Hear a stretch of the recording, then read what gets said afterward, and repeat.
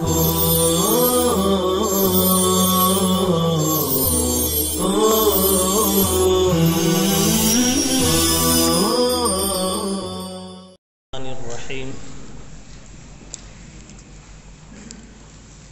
الحمد للہ وکفی وسلام علی عبادہ الذین اصطفی اما بعد باب الجہاد من الایمان۔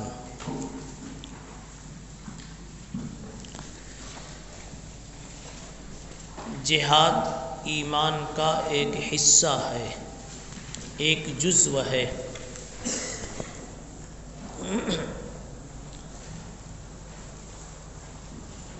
مصنف علام رحمہ اللہ کا مقصد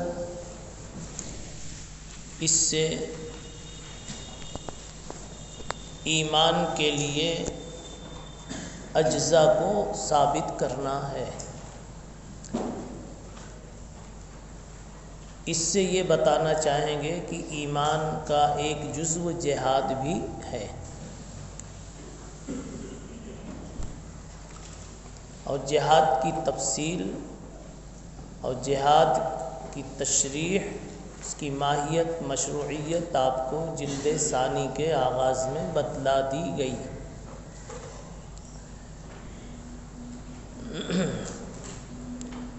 روایت حرمی ابن حفص سے چل رہی ہے اور پہنچ رہی ہے حضرت ابو ہریرہ رضی اللہ تعالی عنہ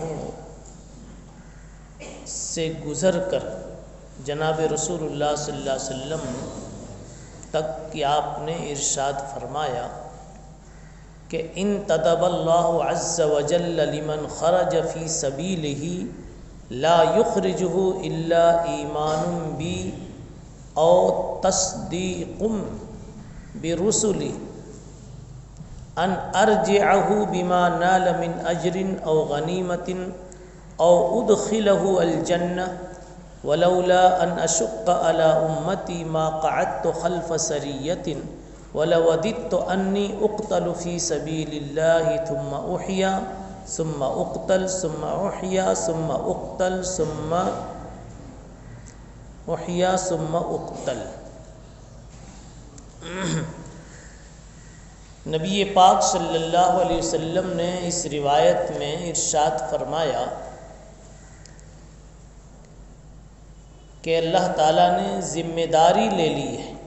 انتدب ینتدب انتداب، کسی کو کسی کام کے لیے آواز لگائی جاوے اور وہ لبیک کہہ دے، تیار ہو جائے، تو ایسے شخص کو، ایسے عمل کو انتداب کہا جاتا ہے۔ تکفل، انتدب ای تکفل وتولی ھذا الامر، اس نے اس کام کی ذمہ داری لے لی، اس نے قبول کر لیا۔ آواز لگانے کو ندب کہتے ہیں، اس لیے شادی میں، پروگرام میں جس کو بلایا جائے وہ رجل مندوب ہوتا ہے، اور جو عمل شریعت میں مطلوب ہوتے ہیں ان کو بھی اعمال مندوبہ کہا جاتا ہے۔ اسی لیے فقہ کی اصطلاحات میں ایک اصطلاح مستحب کے ساتھ مندوب کی بھی جوڑی جاتی ہے۔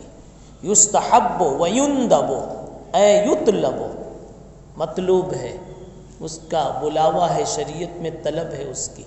خیر، انتدب تکفل، روایت کا پورا حاصل اوپر سمجھ لیجئے۔ روایت کا حاصل یہ ہے کہ جو آدمی، اللہ کے نبی صلی اللہ علیہ وسلم فرماتے ہیں، جو آدمی اللہ کی نسبت پر جہاد کے لیے نکلا، اللہ پر ایمان لانے کی وجہ سے، میرے اوپر ایمان لانے کی وجہ سے، باقی اور کوئی مقصد اس کا نہیں ہے،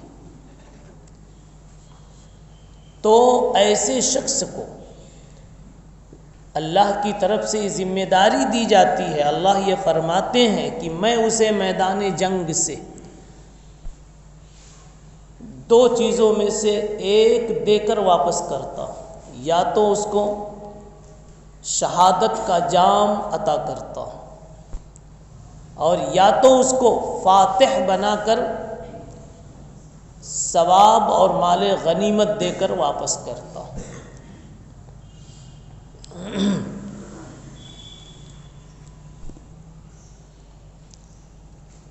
انتدب اللہ عز وجل لمن خرج فی سبیلہ لا یخرجہ الا ایمان بی او تصدیق برسولی۔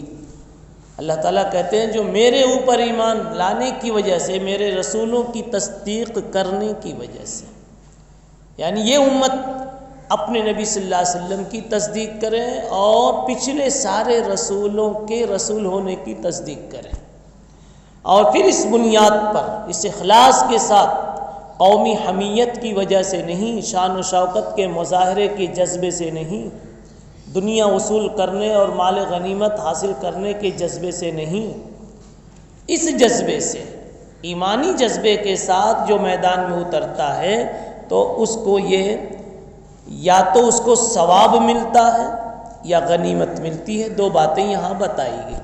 ثواب سے مراد یہ ہے کہ جامع شہادت ملتا ہے، اور مال غنیمت بھی یا تو پھر اس کو مال غنیمت ملتا ہے۔ مال غنیمت ملے یعنی فاتح بن کر میدان سے بچ کر زندہ آ جاوے تب بھی اس کو ثواب ملتا ہے، اور شہید ہو کر کے جامع شہادت نوش کر کے آخرت کو پہنچ گیا تب بھی ثواب ملتا ہے۔ لیکن اس جامع شہادت والی شکل کو اجر سے تعبیر کیا، اس لیے کہ اجر کا تعلق آخرت سے ہے، اور اس شہید کو جو ملا وہ صرف آخرت میں ملا، اس لیے اس کے لیے اجر کی تعبیر فرما دی۔ اور مال غنیمت لے کر جو آیا ہے فاتح بن کر کے، اس کو بھی اگرچہ جہاد کا غزوے میں شرکت کا ثواب ملا، لیکن ساتھ میں غنیمت بھی ملی، دنیا میں مزید جینا بھی ملا، اس کو دنیا کا پھر نام بھی ملا، دنیا کی کچھ عزتیں بھی ملی، راحتیں بھی ملی، منفعتیں بھی ملی۔ تو بہرحال اس کا ثواب تو اس شہید کے بعد ہی ہے، اس کا ثانوی درجہ، وہ اکمل درجہ ہے۔ یہ اگر کامل ہے تو وہ اکمل ہے، اور کبھی شے کا اطلاق فرد اکمل کے اعتبار سے ہوتا ہے، اس لیے اجر کا وہاں اطلاق کیا گیا، ورنہ تو صورت ثانیہ میں یعنی فاتح بن کر آنے میں بھی اجر پائے گا۔ پھر ایک بڑی پیاری بات رسول اللہ صلی اللہ علیہ وسلم نے فرمائی، لولا ان اشق علی امتی ما قعدت خلف سریۃ۔ آپ فرماتے ہیں کہ اگر مجھے اپنی امت پر مشقت کا اندیشہ نہ ہوتا تو میں کسی بھی مہم اور غزوے اور سریے میں پیچھے نہیں رہتا، میں سب میں شریک ہوتا، مگر میں نے بہت سے سرایا میں سمجھا، میں نے بہت سے مواقع پہ شرکت نہیں کی، اس لیے کہ میری امت پر یہ چیز بھاری پڑ جاتی۔ کیسے بھاری پڑ جاتی؟ اس معنی کر کے کہ میں جب سب میں شریک ہو جاتا تو امت پر واجب ہو جاتی، امت کے ہر فرد پر یہ چیز واجب ہو جاتی، شرکت واجب ہو جاتی۔ نمبر 2، یا تو امت کے ہر فرد پر نہیں تو کم سے کم ذمہ دار پر یہ ہر غزوے کی، ہر سریے کی شرکت واجب ہو جاتی، اور ہر حال کی، چاہے جانے کی پوزیشن میں ہو، ضرورت ہو نہ ہو، ہر حال کی شرکت واجب ہو جاتی۔ اس لیے امت کو بچانے کے لیے باوجود تمنا کہ میں نے ہر غزوے میں شرکت نہیں کی، ما قعدت خلف سریہ ولو وددت انی اقتل، یا آپ نے اپنا جذبہ بتایا اور فرمایا میری تو تمنا یہ ہے، میری تو تمنا یہ ہے کیا کہ کاش میرا ایسا مقدر ہوتا اور میں ایسا کرتا کہ اللہ کے راستے میں لڑتا ہوتا، اللہ کے راستے میں جہاد کرتا، لڑتا کفار سے، دین مٹانے والوں سے، اللہ کا نام مٹانے والوں سے، اسلام کا نام مٹانے والوں سے، قرآن کو دبانے والوں سے میں لڑتا اور اللہ کا نام بلند کرنے اور روشن کرنے کی فکر کرتا، اور پھر اس میں شہید ہو جاتا، قتل کر دیا جاتا، پھر دوبارہ زندگی ملتی، پھر میں لڑتا، پھر شہید ہو جاتا، پھر سے دوبارہ زندگی ملتی، پھر لڑتا، یوں ہوتا رہتا۔ اس میں جو مزہ ہوتا وہ ایک عجیب ہی مزہ ملتا۔ آپ نے کہا میری یہ تمنا، اور صحیح بات یہ ہے کہ اللہ کے راستے کی اگر کسی کو موت آتی ہے تو بڑی خوشنما موت ہوتی ہے۔ وقت نزا آئی تجلی روئے جانا کی نظر، موت کے وقت میں میرے محبوب کا جلوہ نظر آ گیا، میں دیکھنے میں اتنا مست ہو گیا کہ خنجروں کے چلنے کی تکلیف کا احساس بھی نہیں ہوا۔ وقت نزا آئی تجلی، روئے جانا کی نظر موت سمجھے تھے جسے وہ شربت دیدار تھا۔ افطار میں شربت مل جائے تو مولوی کتنا مزہ آتا ہے۔ یہ ہے حق تعالی شانہ کے ساتھ سچے تعلق کی بنیاد پر جب روح نکلتی ہے تو اس عاشق کو کیسا مزہ آتا ہے۔ اس بنیاد پر آپ صلی اللہ علیہ وسلم فرماتے ہیں کہ لوددت، میری یہ تمنا۔ بہرحال روایت کی وضاحت ہو گئی۔ اب اس میں ایک چھوٹا سا آپ کا سوال ہو گیا، طالب علم نام ہے قیل و قال کرنے والے کا، تو وہ سوال آپ کو یہ ہوا کہ آپ صلی اللہ علیہ وسلم نے یہ کہا کہ میری یہ تمنا کہ میں اللہ کے راستے میں لڑتا، پھر شہید کر دیا جاتا، پھر زندہ کیا جاتا، پھر لڑتا، پھر شہید کر دیا جاتا۔ تو یہ بار بار جو لڑنے کی اور شہید ہونے کی آپ تمنا فرما رہے ہیں، تو اس میں تو ایک خیال یہ ہوتا ہے کہ اس کا مطلب یہ کہ بار بار کفر ابھرے اور لڑے اور پھر آپ لڑیں، کفر زندہ ہو، ابھرے اٹھے اور اسلام کے خلاف آواز بلند کرے اور پھر آپ لڑیں اور شہید ہوں، اس کے بعد پھر کفر بلند ہو اور پھر وہ لڑے اور پھر آپ شہید ہوں۔ تو اس میں تو گویا بقائے کفر کی تمنا لازم آتی۔ سوال سمجھ میں آیا؟ بقائے کفر کی تمنا لازم آتی ہے۔ اس کا جواب یہ ہے کہ یہ سوال بہت سطحی ہے، باتوں کو محاورات سے بھی سمجھنا چاہیے۔ یہ محاورہ، یہ انداز گفتگو غایت درجہ شوق شہادت کو بتانے کے لیے یا لطف شہادت کو سمجھانے کے لیے نہیں سمجھے؟ رسول اللہ صلی اللہ علیہ وسلم کو پتا تھا، شہید کو تو شہادت کا جام نوش فرما کر پتا چلے، میرے نبی کو یوں ہی پتا تھا کہ شہادت میں کتنا لطف ہے، کتنی لذت ہے۔ جو ہیں بے درد وہ درد دل بیمار کیا جانے، لذت میں نشناسی بخدا تان چشی۔ جس نے شراب کا کوئی قطرہ زبان پہ نہیں رکھا وہ کیا جانے شراب میں کیا لذت ہوتی۔ شہیدوں سے پوچھو کہ جام شہادت میں کیا لذت ہوتی ہے کہ نہیں؟ اس لیے رسول اللہ صلی اللہ علیہ وسلم تمنا، یہ محاوراتی بات ہے، یہ لغت پر حل کرو گے تو اشکال ہوگا۔ دوسری بات یہ ہے کہ آپ صلی اللہ علیہ وسلم کو معلوم تھا، یہ جواب آپ کو یہ معلوم تھا تکوینی طور پر خلاق عالم کا یہ نظام ہے، رب عالم رب کائنات کا یہ نظام ہے کہ قیامت تک کفر رہے گا، قیامت تک کفر رہے گا، چاہے کتنی بھی کوئی محنت میں کامیاب ہو کر چلا جاوے۔ امام الانبیاء ہے اور آپ کی محنت سید المحن ہے، محنتوں کی سردار ہے اور آپ محنت کرنے والوں کے سردار ہیں، پھر بھی آپ کے دور میں بھی کفر کا خاتمہ استیصالاً مکمل نہیں ہوا۔ اللہ کا نظام ہے کہ قیامت تک یہ کفر کا نظام باقی رہے، کفر رہے گا۔ ہاں جب بالکل قیامت قریب آنے والی ہوگی اور دھرتی پر وہ دن آ جائے گا کہ کوئی کلمے والا نہیں، وہ ایک استثنائی وقت ہے، لا یبقى علی وجہ الارض بیت مدر ولا وبر، اکا دکا استثناء کو چھوڑ کر۔ تو آپ کو معلوم تھا کہ کفر اخیر تک رہنے والا ہے، تو جب کفر اخیر تک رہنے والا ہے تو آپ کی یہ تمنا تھی کہ میں بھی برابر زندگی پاتا رہوں، شہید ہوتا رہوں، کفر کا جھنڈا جھکاتا رہوں، اسلام کا آوازہ بلند کرتا رہوں۔ جی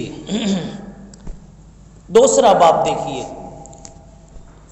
تطوع قیام رمضان من الایمان۔ امام بخاری کا یہاں بھی وہی مقصد ہے، اعمال کا ایمان کے لیے جزو ہونا ثابت کرنا کہ اعمال جزو ہے، اور اس کی وجہ وہی جو پہلے ہو چکی، مرجیہ خوارج وغیرہ کو سامنے رکھ کر کے ان کی تردید مقصود ہے۔ روایت شریف دیکھیے، بہی قال حدثنا اسماعیل قال حدثني مالک عن ابن شہاب عن حمید ابن عبد الرحمن عن ابی ہریرہ ان رسول اللہ صلی اللہ علیہ وسلم من قام رمضان ایمانا واحتسابا غفر له ما تقدم من ذنبه۔ قیام رمضان، اور اگلا عنوان آ رہا ہے صوم رمضان، دونوں چیزیں رمضان ہی سے متعلق۔ قیام رمضان سے مراد تراویح کا اہتمام ہے، رمضان کی راتوں کا قیام، قیام لیلت رمضان اصل یہ ہے، اور وہ آگے ہے صوم رمضان اے صوم نہار رمضان. یہ کچھ لگانے کی ضرورت نہیں، اس لیے کہ نہار کا زمان جو ہے وہ روزے کا جو زمان ہے وہ کیا ہے؟ نہاری ہے. بہرحال رمضان کی رات میں نفل کا اہتمام کرنے کا بیان، یعنی تراویح پڑھنے کا بیان. اس کے بارے میں روایت بتائی کہ آپ صلی اللہ علیہ وسلم نے فرمایا کہ من قام رمضان ایمانا و احتسابا، جس نے یہ اہتمام کیا ایمان و احتساب کے ساتھ، اس کے پچھلے سارے گناہ معاف. احتساب کی تقریر پہلے ہو چکی کہ احتساب میں اخلاص سے زائد ایک چیز ہوتی ہے، اللہ سے لینے کا جذبہ شامل ہوتا ہے عابد کے دل میں. عابد کے دل میں اپنی عبادت کو ذریعہ بنا کر اللہ سے کچھ لینے کا جذبہ شامل ہوتا ہے. اور اللہ اس ہستی کا نام ہے کہ اسے جب لینے کی بات کی جائے، مانگنے کی بات کی جائے تو خوش ہوتا ہے، اور جب نہ مانگو تو ناخوش ہوتا ہے. اللہ تعالیٰ ناراض ہوتا ہے اس بندے سے جو بندہ اللہ سے مانگتا نہیں. اللہ نے اس بندے کو مستکبر کہا ہے. مستکبر کہتے ہیں جیب خالی ہے اور ضرورت سامنے پڑی ہوئی ہے، اور جانتے ہو خزانہ رب العالمین کے پاس موجود ہے، سارے قضیے و قضیے کے اجزاء موجود ہیں، پھر بھی تمہارے ہاتھ نہیں اٹھتا. اتنا نہیں کہتے کہ اللہ میری بیماری کی دوا بھیج دے، یا اللہ میرا مسئلہ حل کر دے. یہ تو کبر ہوا. یہ تو کبر ہوا کہ باوجود تمہارے پاس محتاجی کے اور میرے پاس حاجت روائی کے سامان ہونے کے اور صفت ہونے، تم سے زبان نہیں ہلتی. تو اس لیے اللہ مانگنے سے کیا ہوتا ہے؟ خوش ہوتا ہے. اس لیے احتساب کا جذبہ جب بندے میں پیدا ہوتا ہے تو عبادت میں اللہ کو لطف آ جاتا ہے. جی تیسرا باب جو ہے اسی سلسلے میں رمضان کے روزوں کا بیان. اب آپ کہیں گے رمضان کی تراویح کو پہلے بیان کر دیا، روزے کو بعد میں بیان فرما رہے ہیں. حالانکہ اہم تو کون ہے؟ روزہ. اس کا جواب یہ ہے کہ کبھی ترتیب وقوعی ہوتی ہے، ترتیب ذکری ترتیب وقوعی کے تابع ہوتی ہے. اب غور کرو، جب رمضان کا مہینہ اور چاند نظر آ جائے تو پہلے کون سی چیز واقع ہوگی؟ تراویح پہلے ہوگی، روزہ صبح میں ہوگا. تو گویا حضرت نے وقوع کا اعتبار کیا، جیسے غزوے کے بیان میں بتایا. نہیں سمجھا؟ جی. تو کبھی کبھی ایسی ترتیب وقوعی ہیں، یہ ترتیب رتبی نہیں ہے. آپ نے جو سوال کیا غور کیا رتب کے اعتبار سے، منزلت اور درجے کے اعتبار سے، اور حضرت کے پیش نظر وقوع کی ترتیب ہے. جی. اور دوسری بات یہ ہے کہ صاحب ظہر پڑھنے جب جاتے ہو تو پہلے کیا کرتے ہو؟ سنت پڑھتے ہو، بعد ذالک فرض پڑھتے ہو. پتہ چلا فرض کا مدخل سنت ہے. فرض کا مدخل یعنی فرض تک پہنچنے کا، داخل ہونے کا راستہ سنت. اور اس کی وجہ یہ ہے کہ اصل میں فرض اہم ہے، غیر اہم سے مدد لے کر کے پریکٹس کر لی جائے، پھر اہم تک پہنچا جائے، تاکہ اہم کی ادائیگی میں کوئی داغ و دھبا نہ ہو. اب کوئی بھی اہم کام جب کرنا ہوتا ہے تو اس کے لیے پیشگی کوئی تیاری کی جاتی ہے. تو صبح کے روزے کی پیشگی تیاری ہے کہ رات میں نفلیں پڑھ کر کے 20 رکعت تراویح پڑھ کر کے ایک ذہن بنایا گیا کہ اب اللہ سے لو لگانا ہے اور اللہ کے لیے وہ سب کرنا ہے جو اللہ کہے گا. اس لیے صبح سے بھوکے رہنے کے لیے انسان تراویح کی برکت سے تیار ہوتا، اس کی روح تیار ہوتی. بہی قال حدثنا ابن سلام قال اخبرنا محمد بن فضيل قال حدثنا يحيى بن سعيد عن ابي سلمة عن ابي هريرة قال قال رسول الله صلى الله عليه وسلم من صام ایمانا واحتسابا غفر له ما تقدم من ذنبه. پہلے یہ بات ہو چکی ہے کہ ان اعمال کی وجہ سے جو مغفرت ہوتی ہے صغائر کی ہوتی ہے، کبائر کی نہیں ہوتی. اس لیے کہ کبائر کی معافی مربوط بالتوبہ ہے. کبائر کی معافی مربوط بالتوبہ ہے، اور صغائر البتہ فضائل سے، محاسن سے، کمالات سے، نیکیوں سے، حسنات سے معاف ہو جایا کرتی۔ جی البتہ یہ جاننا ضروری ہے کہ کبیرہ کیا ہے اور صغیرہ کیا ہے، جو اپنی جگہ آپ جان چکے ہیں اور جان سکتے ہیں۔ بہرحال اس میں بھی وہی بات کہی گئی کہ جو رمضان کا روزہ رکھے ایمان و احتساب کے ساتھ، رمضان کے روزے میں صرف اللہ کا حکم پیش نظر ہو، اس لیے نہیں روزہ رکھا کہ دن بھر بھوکا رہوں گا تو صحت اچھی ہو جائے گی، اس لیے روزہ رکھا کہ اللہ کا حکم ہے، اپنی صحت کا خیال کسی بھی درجے میں اس میں شامل نہ ہو، یا یہ کہ کوئی بخیل ہے سوچتا ہے کہ چلو 1 مہینہ اب کم کھاؤں گا اتنا پیسہ بچے گا تو صبح سے شام تک بھوکا رہوں گا، یہ ایمانن کے خلاف ہے سب کچھ، تقاضا بھی ہے، پیسہ بھی ہے، کھانا بھی ہے، لیکن اس کے باوجود بھی آپ میرے اللہ نے کہا ہے اس لیے مجھے بھوکا رہنا، یہ ہے ایمانن۔ ورنہ کسی دواعن کا خیال غالب ہو جائے وغیرہ وغیرہ تو پھر آپ کا ایمانن میں نقص آ جائے گا، اور احتساباً کی وہی تفسیر ہے جو ابھی گزری۔ سبحان اللہ و بحمدہ، سبحان اللہ۔